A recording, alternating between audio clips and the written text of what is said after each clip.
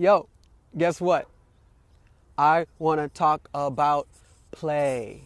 Why? Because it's so maybe the most underrated thing and probably the most important thing in life. I know I made a bold claim. Play is the most important thing in life, but I'm going to explain it in two contexts, both the sexual context and the creative context. Little secret, they're the same.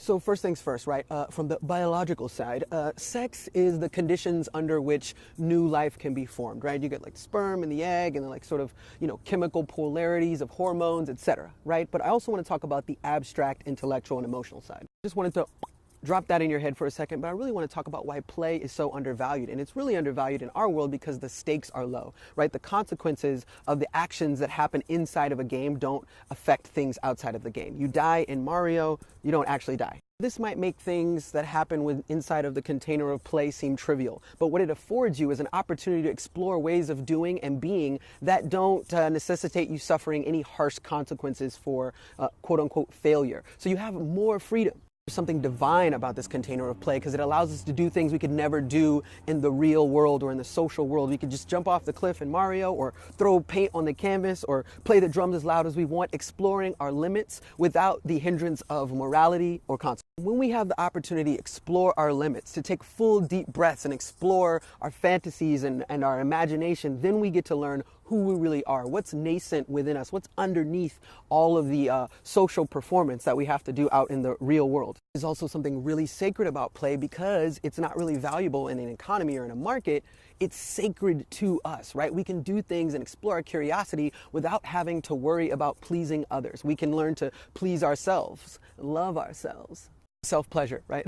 Now we're back to sex.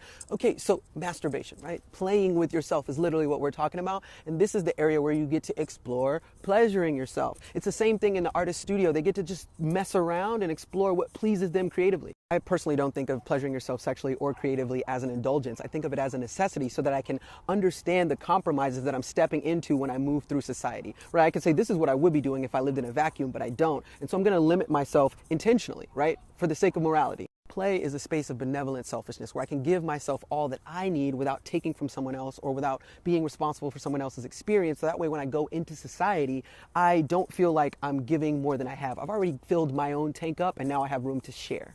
After I've taken care of me, I'm so much more equipped to be generous and caring for other people, right? Because I then now have that flexibility. I've already practiced the compassion and love that I'm going to share with other people on myself. I've trialed and errored and I've learned from my mistakes and I know that other people are doing that. And the fun thing about it is after you've mastered play, you can play with others, right? You can like start to tease out and test and explore these relationships, both creatively and sexually, like where you're saying, hey, this is the wisdom that I've uncovered in my own explorations. Like, what do you got?